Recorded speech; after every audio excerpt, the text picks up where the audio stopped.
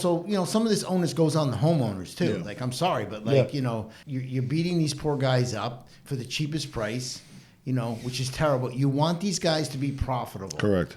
Nobody wants to get ripped off, and nobody, you want to be treated fairly because if something goes wrong, you want to be able to call them back for something.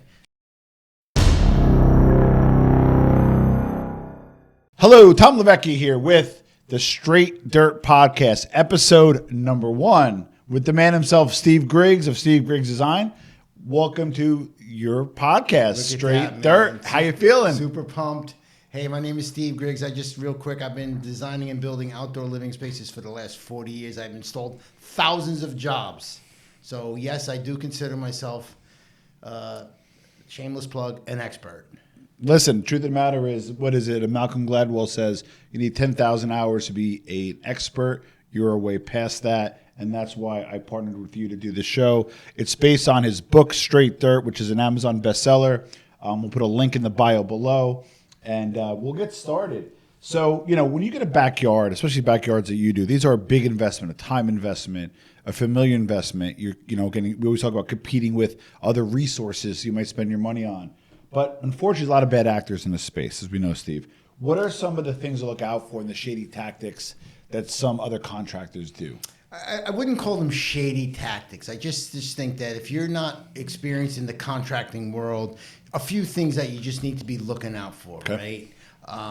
Such as the communication is obviously number one. Are they communicating properly? I mean, there's the obvious ones where check their references, make sure they have insurance, make sure they're like. Those are the ones you can Google. The ones that you can't Google are the ones like, something doesn't smell right? Like they want a bunch of money up front. They say, don't worry about it. I'll take care of it. This one's on me. Why, they take a 30% discount in price. You're not going to get the same quality. So there's certain red flags that you should, your ears should perk up for. Interesting. The biggest one is when they take your money and it takes them a while to show up without a written schedule. You want to hire a contractor that's solvent, that can float the boat, that's not taken from one to take to the other, pay Peter to pay Paul. It's actually an interesting point because the truth of the matter is you would like to think they collect your money, it gets reserved for you and parked. No, it goes into an account and it gets spent the next day because you have to look for solvency. What are some of the things to look out for if they show up maybe like in a personal truck versus a business truck or if, they come to you and say, hey, can you pay for the contractor or builder's general? Like, give me kind of some of those red flags. I'd be interested in hearing about. The red flags are like, you get 3 different prices. 20,000, 30,000, 40,000, and the guy comes in for 8,000. You think you're getting a great deal, but let's be realistic. Everybody has to make a profit. You want to hire a company that if something goes wrong, they'll stand behind their job and come back. Listen, you want to do it once and you want to do it right. You don't want to pay for this stuff twice. That should be your biggest fear. Okay, so you kind of touched earlier. This is super important in this day, kind of the Ronald Reagan trust but verify. How do you verify contractors, licenses, insurance? How do you verify? That's not what I mean by trust and verify. Right? Yeah. Trust but verify. It's really trust but verify, right? Okay. Hey, Tom, did you say you were going to spread the dirt in the backyard? Make sure it's in writing. Make sure everything is in writing. Okay. And then reaffirm and then trust that he's going to do it. And then before you actually do the work, verify that's what you said. That's all that means. Well, what about like licensure? You see on the bottom of the card, license number 4567. Who do you call for that? How do you verify? That's How does that work? the state of New Jersey or the state of New York. Each county has their own licensing. You have to take a little test to qualify, but don't go strictly by the license because it's not very hard to get those licenses. Interesting. What about insurance? How do you make sure they have insurance? Just you can Google workers' comp board. You can see if they have workers' comp. Workers' comp is super important. There's also liability. If somebody gets hurt on your property, and you should always be named additional insured. Okay, free tip there because if somebody gets hurt, you want to be covered. And also when your contractor's giving you the contract, you want to be called what's known as hold harmless, meaning that this is not anything to do with me. Super important. Wow, these are important pearls here. So I know a little bit about this because I'm in marketing. Talk us about reviews. Everybody kind of has their Google reviews and all that kind of stuff. But what are some red flags in the review? I can give some as well, but from your perspective, what are some red flags in the kind of the review space online? I mean, look at it.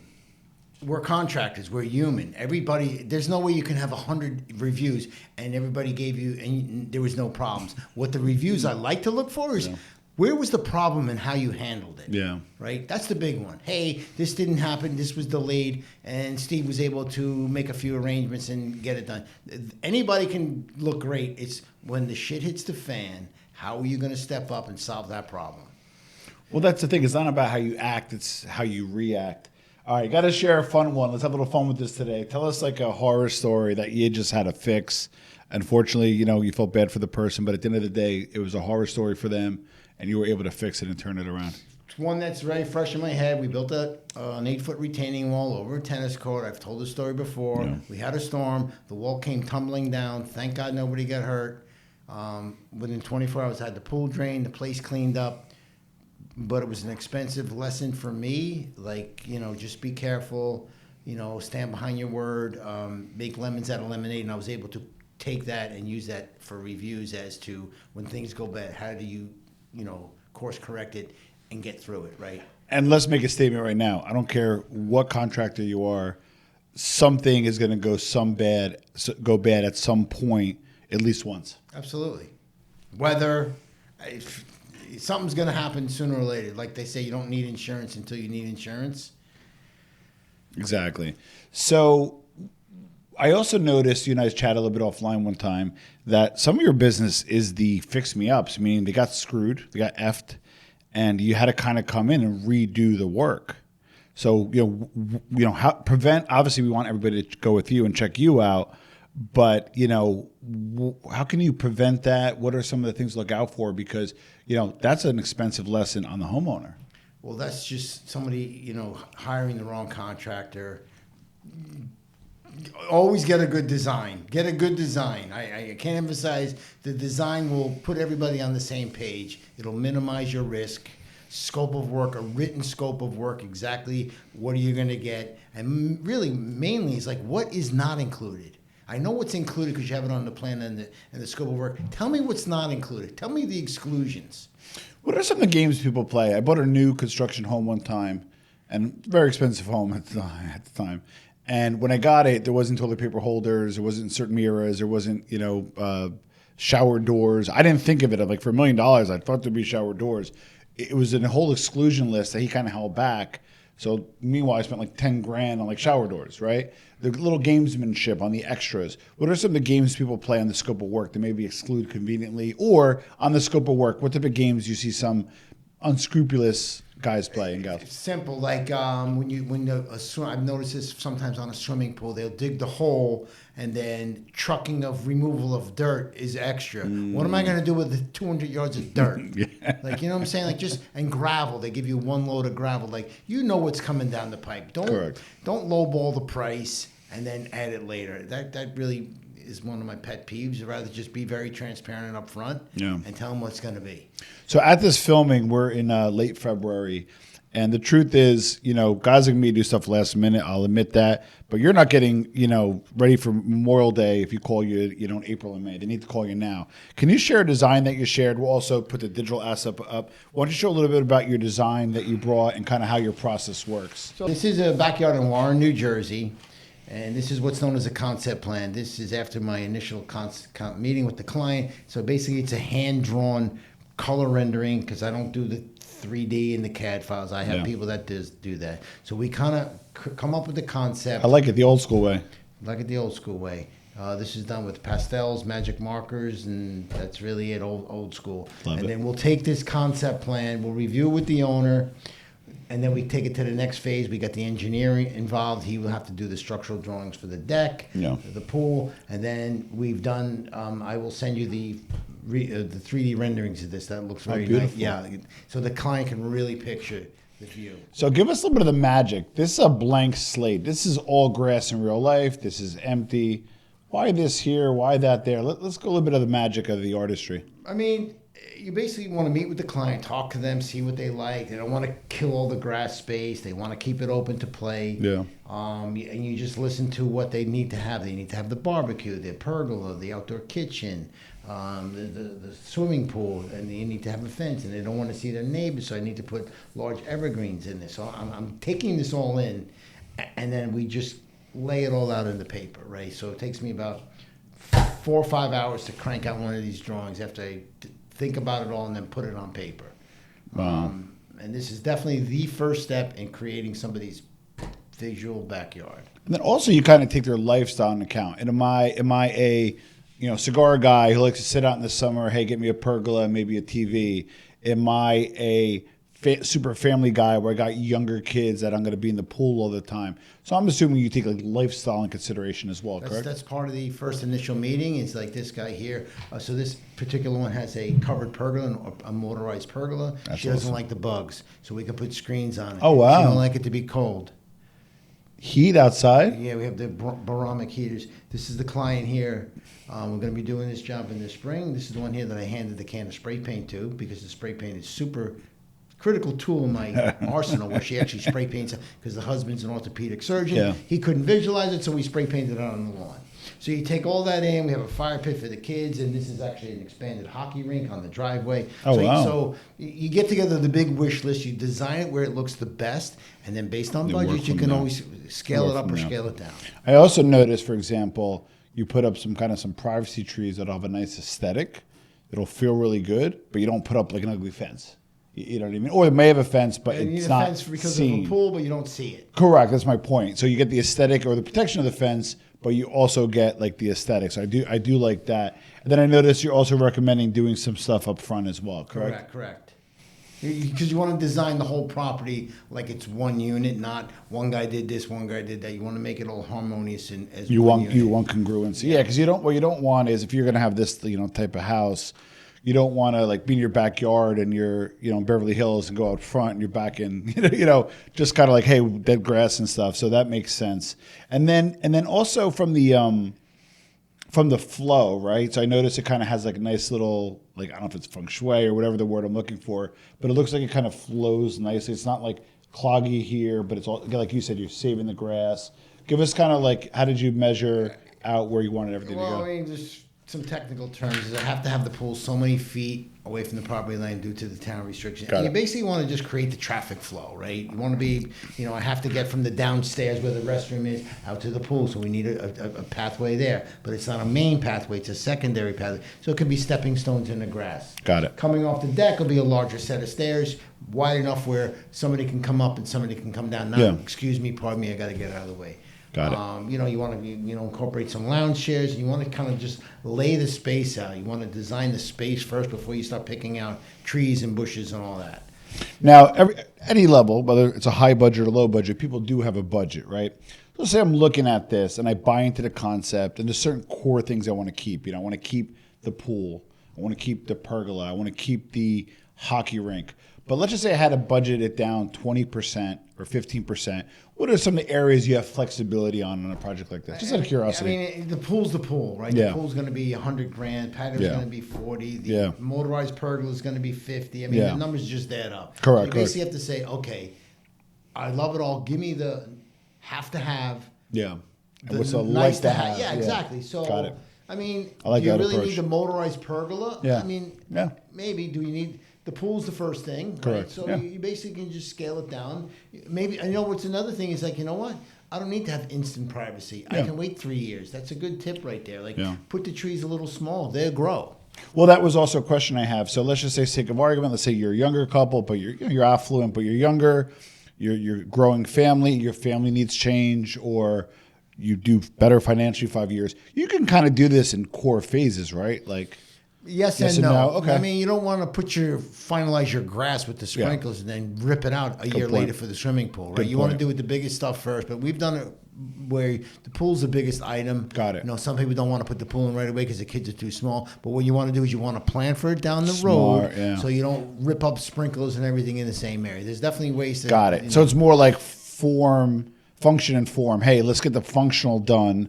And then the form stuff, cosmetic stuff, you can maybe play with a little later. Absolutely. Now we're going to get into the fun stuff, all this stuff. We're going to get to the fun stuff. What's ghosting? I hear about it on dating apps. I'm married, so I don't know.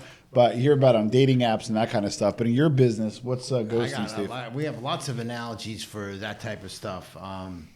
We have...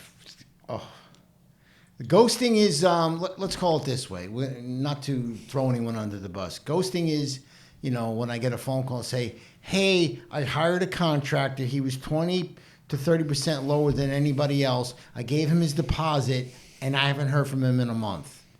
They just literally ghost them. Just ghost. That's ghosting. Wow. Like, you Wow. ghosted.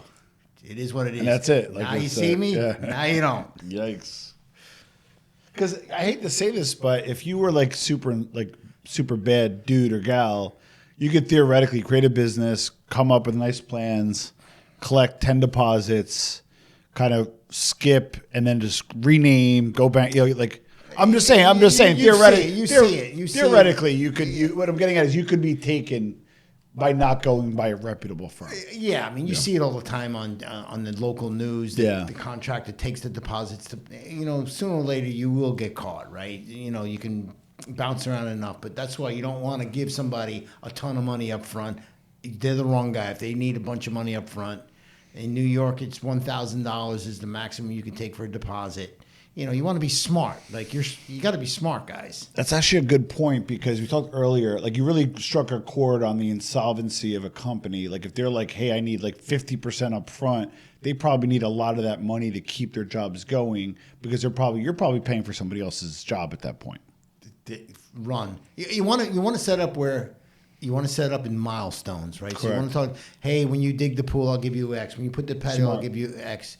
And then the biggest thing is you give them, as they hit milestones. When you mobilize on site, I'll give you money. When the material shows up, you got to be smart. That's like somebody handing over a bunch of money when you get those emails from, you just inherited like $50 million from Nigeria, send me. I mean, it's the same thing.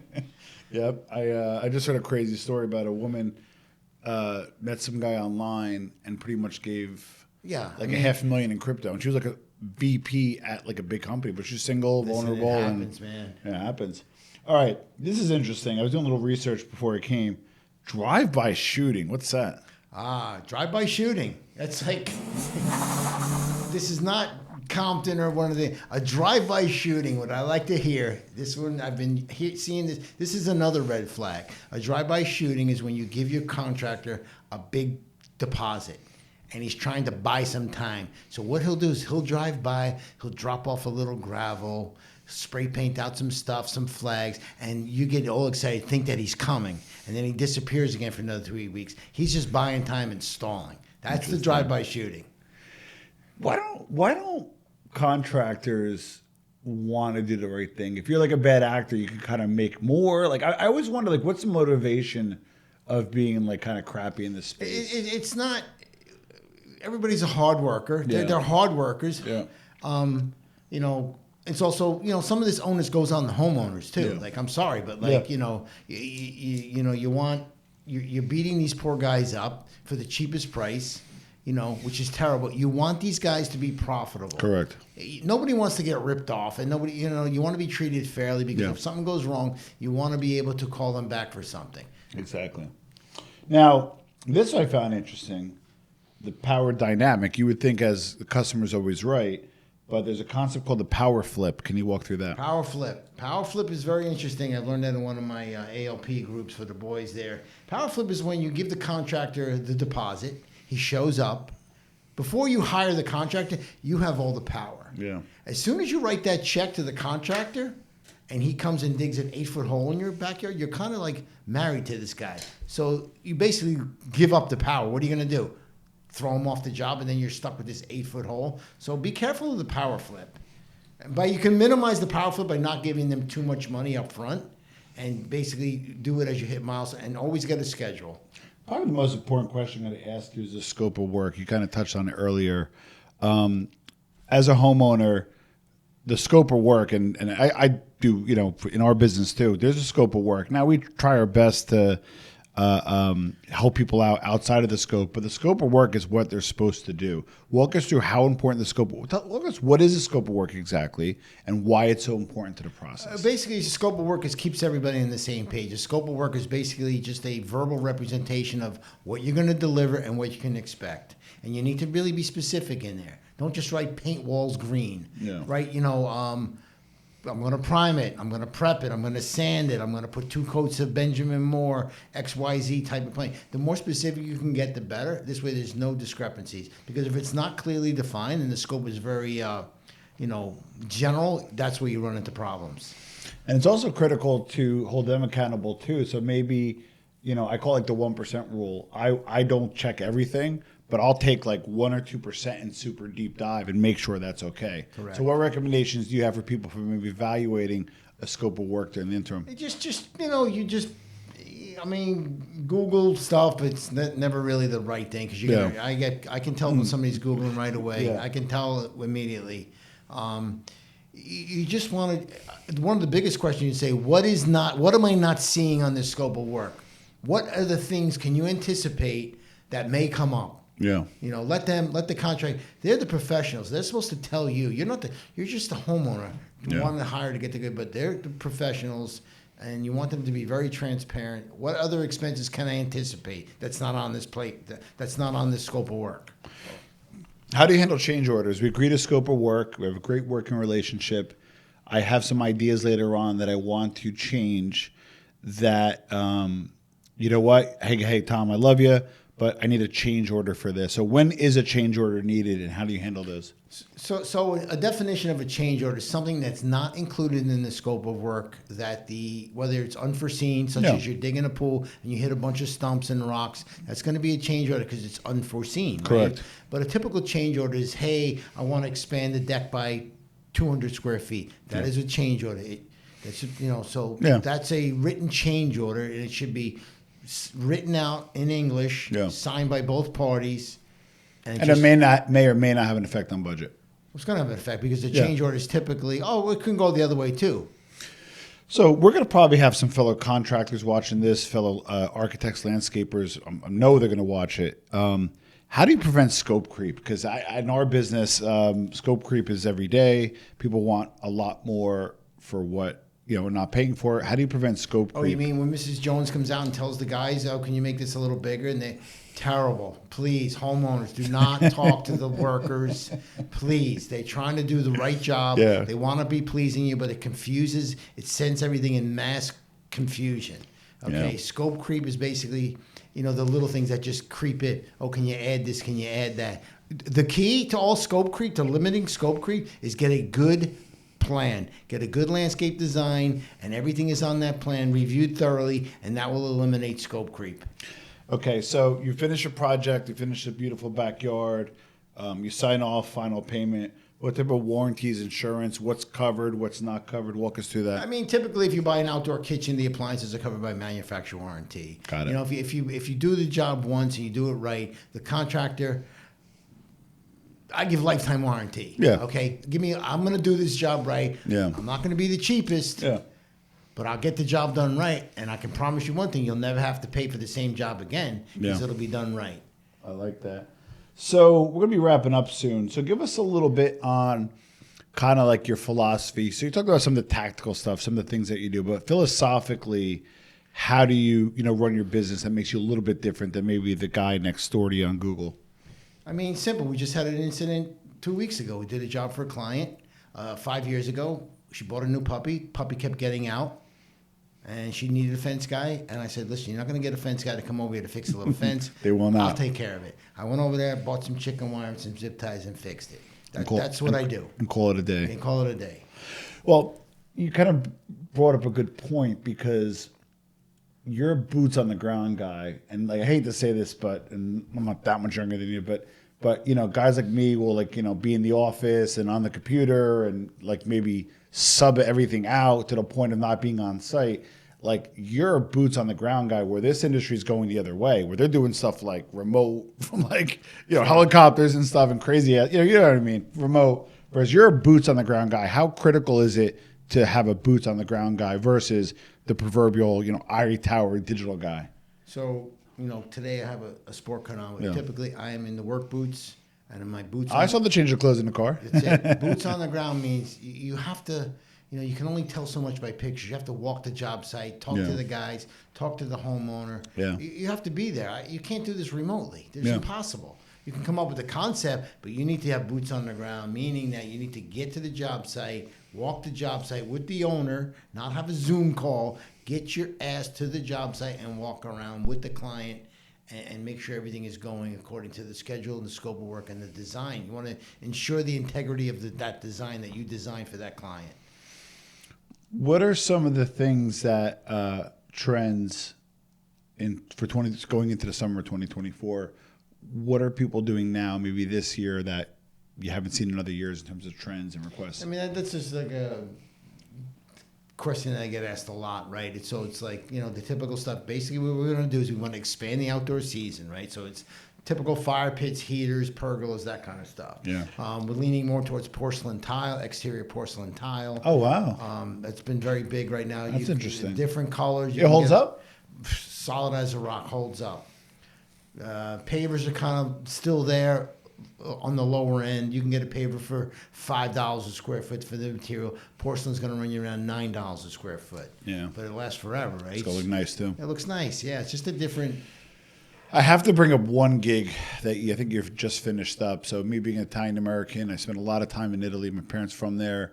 And just the villas, the work, the way it's done. I believe you had an Italian client who's from there, wanted to kind of recreate his actual aesthetic at his home. Walk us through that project, and we'll have Manny throw some B-roll up, because that was a special one. We got some B-roll for him. We sit there. We had a couple cigars the other day. He was from some small town in Italy, and he was very detailed on how everything should look. Could imagine. I mean, it was really detailed. It was even to the copper caps we put onto the bolts.